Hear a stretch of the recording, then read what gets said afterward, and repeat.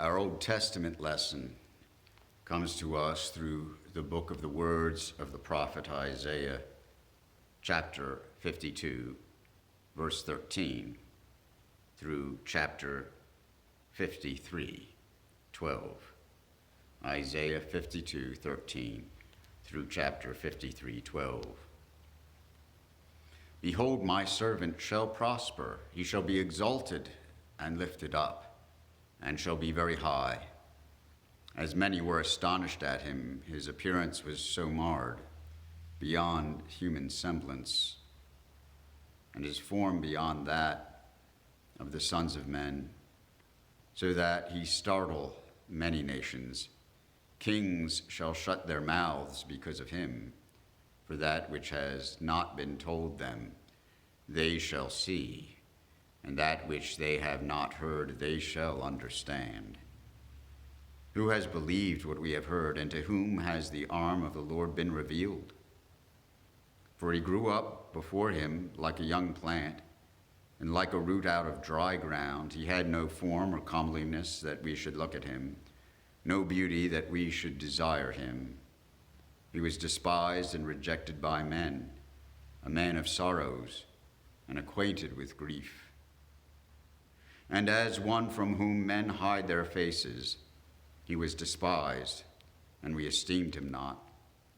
Surely he has bore our griefs and carried our sorrows, yet we esteemed him stricken, smitten by God and afflicted, but he was wounded for our transgressions. He was bruised for our iniquities. Upon him was the chastisement that made us whole, and with his stripes we are healed. All we like sheep have gone astray. We have turned every one to his own way, and the Lord has laid on him the iniquity of us all. He was oppressed and he was afflicted, yet he opened not his mouth. Like a lamb that is led to the slaughter, and like a sheep that is before its shearers is dumb, so he opened not his mouth.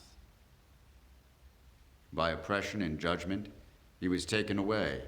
And as for his generation, who considered that he was cut off out of the land of the living, stricken for the transgression of my people, and they made his grave with the wicked, and with a rich man in his death, although he had done no violence, and there was no deceit in his mouth. Yet it was the will of the Lord to bruise him. He has put him to grief.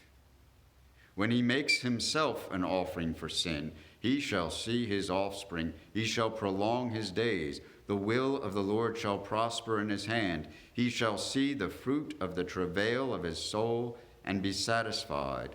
By his knowledge shall the righteous one, my servant, make many to be accounted righteous.